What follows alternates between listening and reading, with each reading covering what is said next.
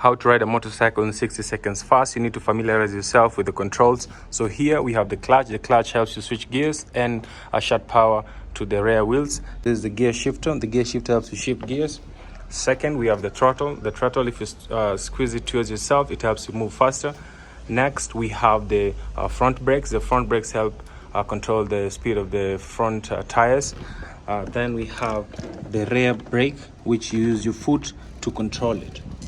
Next, now you need to turn on the bike. For this is a keyless bike, so you just turn on the switch.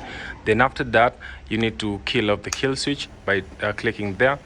Second thing, you turn on the bike by switching on the starter button. After that, you will hold the clutch in.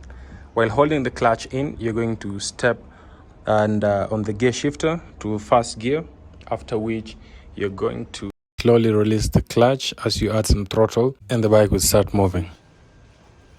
Clutch in.